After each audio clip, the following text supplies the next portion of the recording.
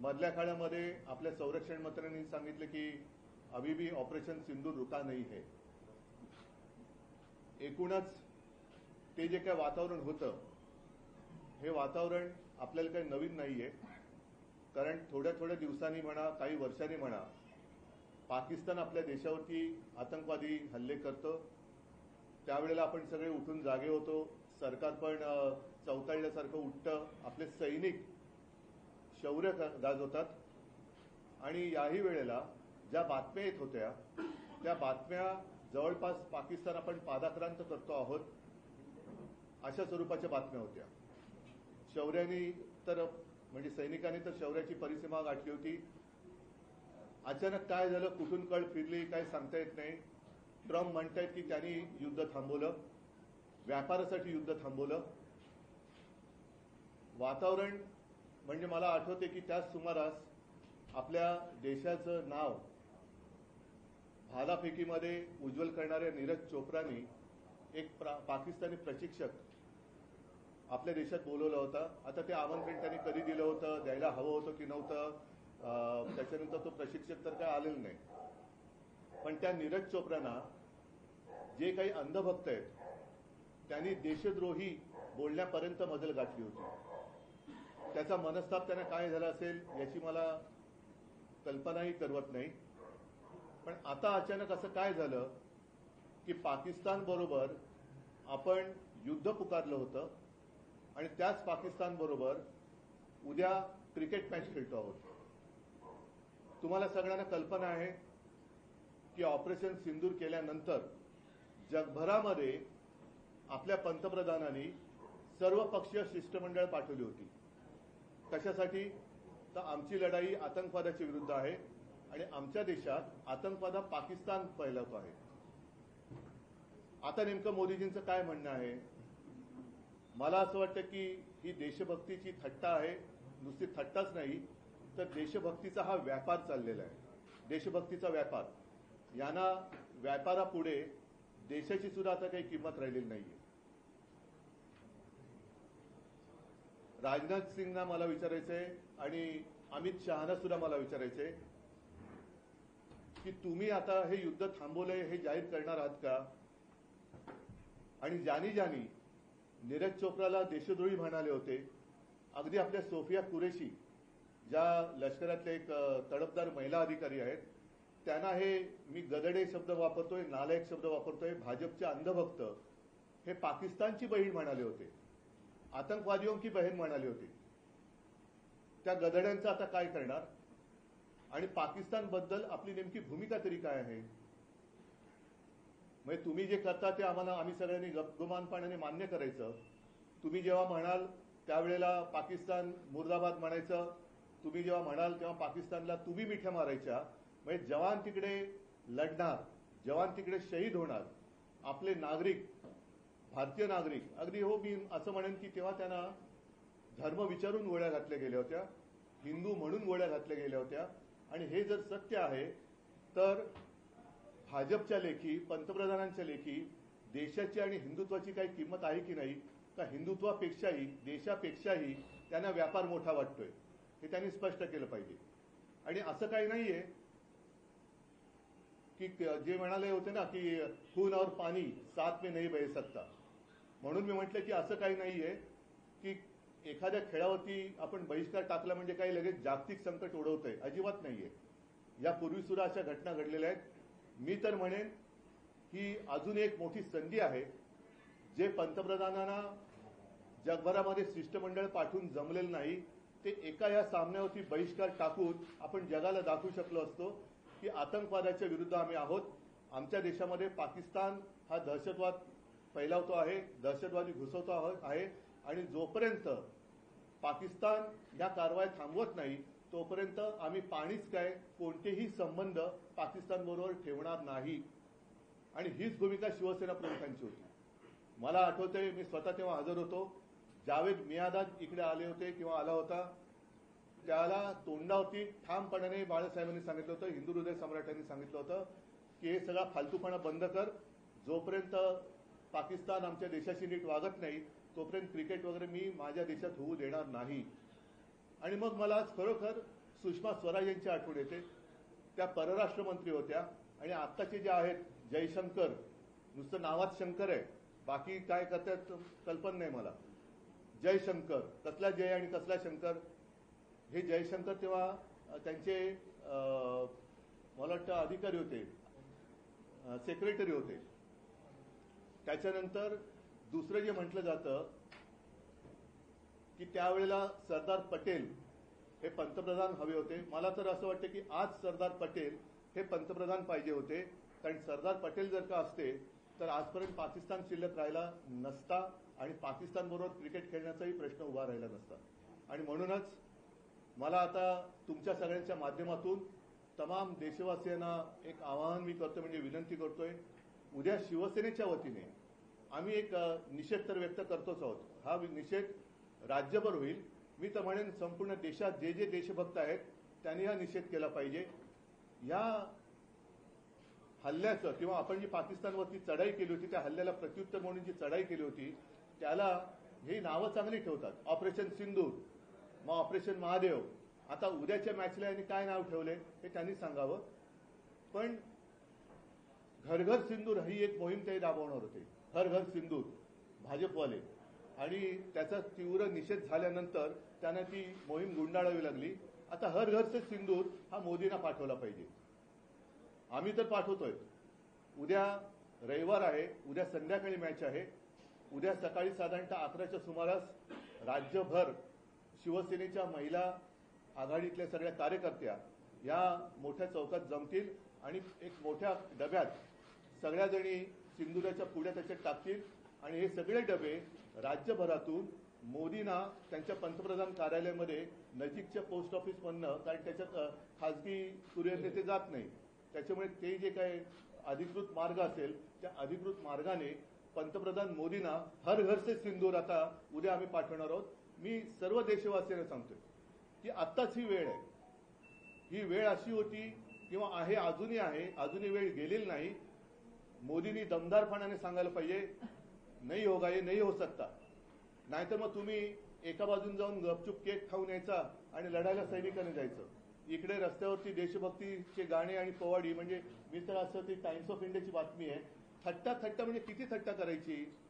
आज times of इंडियामध्ये बातमी आलेली ही की आता गणपती झाला, आता नवरात्री येत आहेत, विक्रोळीला भाजपच्या माध्यमातून मराठी दांडिया, मी आजपर्यंत तरी गुजराती लेझिम ऐकलेलं नाही, पण मराठी दांडिया ते करणार आहेत. आणि त्या मराठी दांडियाची थीम ही सिंदूर असणार आहे. एवढा निर्गुणपणा, एवढा निर्लज्जपणा. म्हणजे तिकडे माता भगिनींची, म्हणजे आपल्या भगिनीच, तरुण तरुण मुलींची तिकडे सौभाग्य उजाडलं गेलं.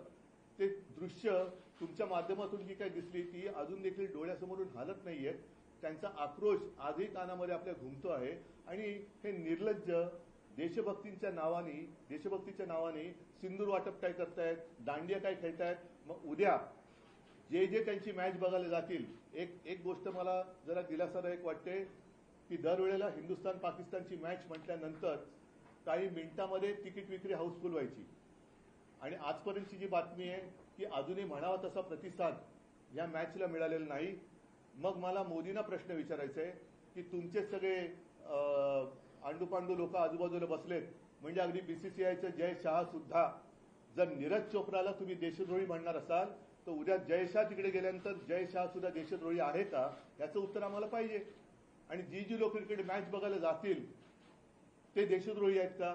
उद्या जी लोक टीव्हीवरती मॅच बघतील ते देशद्रोही आहेत का? आणि यांना तर आता जाहिरातीची एवढीच चटक लागलेली आहे. मी भाजपला सांगेन की मग उद्या निर्लज्ज तर तुम्ही आहातच.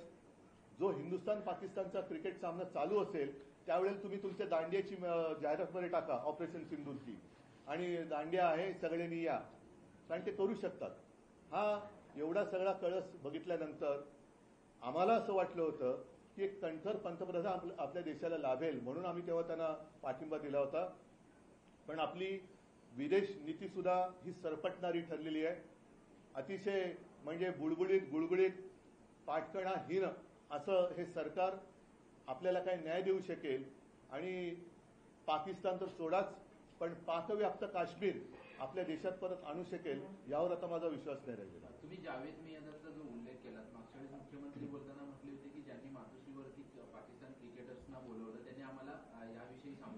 मुख्यमंत्र्यांनी बोललं. मी मुख्यमंत्र्यांच्या बोलण्याला किंमत का देत नाही, कारण ते यावेळेला नव्हते, मी स्वतः होतो. आणि जावेद मियादादला तोंडावर बाळासाहेबांनी सांगितलं होतं, त्याच्याकडे नवाज शरीफकडे जसे मोदी गेले होते त्यांचे नेते आणि गपचूप जाऊन केक खाऊन आले होते, त्या आणि जिनाच्या थडग्यावरती डोकं टेकणारे ज्यांचे नेते आहेत त्याने मला देशभक्ती शिकवण्याच्या भानगडीत पडू नये. पंतप्रधान आज मणिपूर दौऱ्यावर आहेत. मला उद्याच्या बद्दल बोलायचं आहे. उद्धवजी, पण तुम्ही आता भाजप आणि सरकारवर टीका करता, तुम्ही देशातल्या क्रिकेटपटूंना काय आवाहन द्या, कारण तेही खेळणार आहेत आणि जे शेवटी असं आहे की अगदी हरभजन सिंग पण आता म्हणाले की हे होता कामा नये. मध्ये सौरभ गांगुली पण बोलले होते. आणि शेवटी काय होतं की त्यांनी जरा काही करायचं म्हटल्यानंतर आज सुद्धा ते सगळ्या क्रिकेटच्या नाड्या जयशहाच्या हातात आहेत. तो त्यांना पूर्णपणे म्हणजे देश हारला काय जिंकला काय, पण माझ्या विरुद्ध बोलला असता घरी जा. ही खरी जयशहा आणि अमित शहा आणि मोदींची परीक्षा आहे की तुमच्या लेखी व्यापार महत्वाचा आहे. उद्या क्रिकेटच्या सामन्यातून जो काही रेव्हेन्यू मिळणार आहे, म्हणजे आपल्याकडनं सुद्धा कुठला तो फायनलचा सामना होता तो मुंबईचा त्यांनी अहमदाबादला नेला होता पैशासाठी, तर त्यातून मिळणारे पैसे तुम्हाला देशापेक्षाही प्यारे आहेत का? ह्या प्रश्नाचं उत्तर त्यांनी द्यायला पाहिजे. सर, उद्याच्या आंदोलनामध्ये तुम्ही सहभागी होणार आहात? महिला सगळ्या उतरणार आहेत, कारण सिंदूर आहे. माझं कुंकू माझा देश ही त्या आमच्या आंदोलनाची किंवा जो काही निषेध करतोय त्याची ती एक शीर्षक आहे. पण उद्धवजी, जसं भारत पाकिस्तान युद्ध आणि आताही आपल्या जशी लष्करानं कामगिरी केलेली आहे, भारत पाकिस्तान क्रिकेट सामन्याकडे युद्ध म्हणूनच बघितलं जातं आणि अनेकदा भारतीय संघानं हा बकवास आहे क्रिकेट रसिकांची हा बकवास आहे. मध्ये कोणीतरी एका जबाबदार अधिकाऱ्याने व्यक्त केलं होतं की मॅचमध्ये विकेट किती गेल्या महत्वाचं नाही, सामना जिंकलं की नाही. मला त्यांच्या आपल्याची क्यू करावीशी वाटते. विकेट गेली तरी पुढचा सामना तो खेळू शकतात.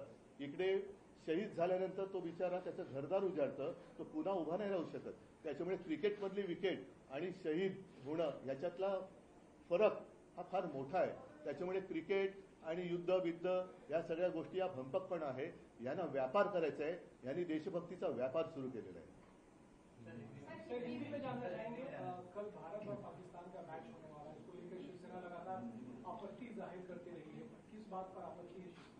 नहीं, हमने एक निवेदन भी मैं प्रसारित करने जा रहा हूं, हिंदी में है, और हिंदी में इसलिए है कि अन्य राज्यों में भी हम क्या कर रहे हैं, क्यों कर रहे हैं, इसकी जानकारी मिलनी चाहिए. कल ये दुर्भाग्य की बात है कि बीच में मैं इसलिए कह रहा हूं कि कुछ ही दिन हुए हैं, 3-4 महीने हुए होंगे. पहलगाम में जो आतंकवादी हमला हुआ उसमें हमारे नागरिक, हिंदुस्तानी नागरिक जिस तरीके से मारे गए, हमारी बहनें, उनका सिंदूर, सौभाग्य उजाड़ा गया.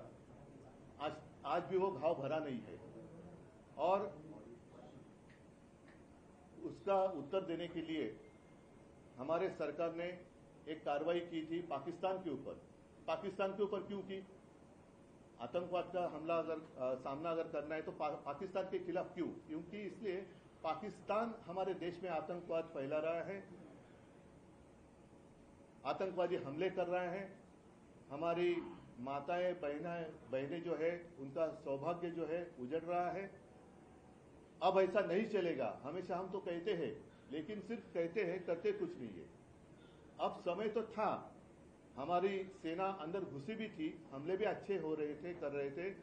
और एक समय ऐसा आया था कि सबको ऐसे लग रहा था कि वो जो हमारा सपना था, हिंदुस्तान पाकिस्तान अखंड भारत, वो हो जाएगा. अभी बस 1-2 दिन में वो हो सकता है. अचानक क्या हुआ पता नहीं, लेकिन जो हमारी सेना वहां पाकिस्तानियों को खदेड़ रही थी, उनको रोका गया. तो ये वॉर किसने रुकवा दी? जैसे एक एडवर्टीजमेंट थी ना, वॉर रुकवा दी पापा. तो क्या इन्होंने ऑपरेशन सिंदूर भी रुकवा दिया? ये पापा कौन है? ऑपरेशन सिंदूर भी रुकवा दिया है क्या? नहीं है ना. और तब हमारे प्रधानमंत्री जी ने कहा था कि खून और पानी साथ में नहीं बह सकता. अगर खून और पानी साथ में नहीं बह सकता तो क्रिकेट और खून कैसे बह सकता है साथ में? जंग और क्रिकेट, खेल और जंग एक साथ कैसे खेले जा सकते हैं? तो ये तो सब बकवास है। इन्होंने देशभक्ति का व्यापार किया है, देशभक्ति का व्यापार, सिर्फ पैसा चाहिए। कल भी मैच इसलिए खेलने जा रहे हैं कि उस मैच से जितना पैसा मिलेगा, चंदा मिलेगा, वो उनको चाहिए। बस उसके सामने देश मर जाए, देश के लोग मर जाए, हमें कुछ परवाह नहीं। लापरवाही से हम खेलते रहेंगे और हमें देशभक्ति सिखा रहे हैं। इसलिए कल पूरे राज्य में, महाराष्ट्र में शिवसेना की महिला कार्यकर्ता सड़क पर उतरेगी और भाजपा एक ऑपरेशन सिंदूर उन्होंने किया, लेकिन बाद में वो करने जा रही थी एक मुहिम हर घर सिंदूर। सारे लोगों ने आलोचना की, उसके बाद उन्होंने कहा कि ऐसे हम नहीं करने वाले थे। तो कल हर घर से सिंदूर हम मोदी जी को भेजने वाले हैं, हर घर से सिंदूर। सारी महिलाएं उतरेगी और सिंदूर की एक एक डिब्बी हो या एक छोटी काय करतात त्याला म्हणतात पुडी पैकेट, वो एक बक्से में डालेगी और प्रधानमंत्री जी को उनके कार्यालय में हम भेज देंगे। मोदी जी तो आतंकवाद पर कड़ा स्टैंड लेते रहे हैं। कड़ा मतलब, कड़ा का अर्थ क्या होता है? उन्होंने कहा कि खून और पानी एक साथ नहीं बह सकते। वही तो हम कह रहे हैं। और उन्होंने ही कहा था कि उनके रगों में खून नहीं सिंदूर बह रहा है। ये तो हम, वही तो हम कह रहे हैं। और उन्होंने ही कहा था कि उनके रगों में खून नहीं सिंदूर बह रहा है। ये तो अमानवीय बात है। लेकिन अगर अमानवीय है तो कड़ा रुख अपनाओ, एक ही बार सबक सिखाओ, क्यों झुक रहे हैं? कहते हैं अंतर्राष्ट्रीय मंच पर इस तरह से कर नहीं सकते, मतलब ठीक है, अंतर्राष्ट्रीय मंच की बात बताऊं तो एक नहीं, ये नहीं, वो दूसरी बात एक है। अंतर्राष्ट्रीय मंच की बात आपको बताता हूं। 1980 में ये क्या है? एशिया कप, एशिया कप है क्रिकेट का। कितने देश इसमें शामिल होने वाले हैं?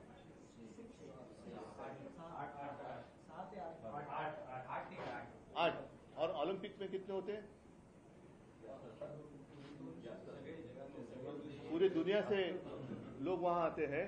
तो 1980 में मॉस्को ओलंपिक्स था, उसके ऊपर रशिया ने अफगानिस्तान में अपनी फौज उतारी थी, इसलिए अमेरिका और उनके साथी जो थे उन्होंने बैन किया था ओलंपिक।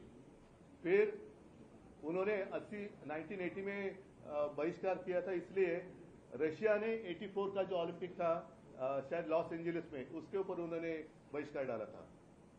तो ऐसी कोई बात नहीं है कि पूरे, और फिर ठीक है ना, मैं मानता हूं कि क्या कहा आपने, जागतिक, तो पूरे दुनिया भर में अपने अपने जो भी एक सारे पार्टी, उसमें हमारी पार्टी की सांसद भी शामिल थी, सब लोगों को आपने भेजा था। क्या उसका नतीजा क्या है? कितने लोगों ने आपकी बात सुनी, कितने लोगों ने आपकी बात मानी, कितने लोगों ने आपको सपोर्ट किया? और वहां जाकर आपने क्या कहा था कि पाकिस्तान हमारे देश में घुसपैठ कर रही है, पाकिस्तान हमारे देश में आतंकवाद फैला रही है। तो अब 2-3 महीने नहीं हुए हैं और सारे दुनिया के सामने उसी पाकिस्तान के साथ आप क्रिकेट खेलने जा रहे हैं। तो पाकिस्तान आतंकवादी है या नहीं है? पाकिस्तान हमारा दुश्मन है या नहीं है? पाकिस्तान के साथ हमारे रिश्ते कैसे होने चाहिए? या सिर्फ हमारे जो जवान हैं वो वहां लड़ते रहेंगे, लड़ते लड़ते दुर्भाग्य की बात होती है कुछ लोग शहीद भी हो जाते हैं देश के लिए, तो वो शहीद होते रहेंगे और ये सब केक खाते रहेंगे, क्रिकेट खेलते रहेंगे। ये अच्छी बात नहीं है। रक्षा मंत्री को भी आपने पत्र लिखा है? पत्र नहीं लिखा है, निवेदन करना है, वो अभी क्या आपके माध्यम से कर रहा हूँ। उद्धव जी एक आहे की तुम्ही आंदोलनाची घोषणा केली आहे. तुम्ही असं म्हणता की अबुधाबीच्या मॅचला भारताकडून तितकासा प्रतिसाद मिळाला नाही. नाही, एकूण काय असं मी ऐकलं, खरं बोलतो मला माहिती. अनेक क्रीडा रसिक टीव्हीवर मॅच पाहतात, त्यांना तुम्ही काय सांगू इच्छिता? बघा, हा शेवटी आपण कुठेही जरी असलो तरी राष्ट्रगीताचं लांबून जरी सूर कानावर आलं तरी उठून उभे राहतो. हे आपल्या रक्तात भिनलंय, तसं देशभक्ती आपल्या रक्तात भिनली पाहिजे. त्याच्यामुळे जर का उद्या सगळ्यांनी ठरवलं की मी नाही बघणार मॅच, ठरवू शकतात. मी त्यांना काही देशभक्ती सांगण्याची आवश्यकता नाहीये.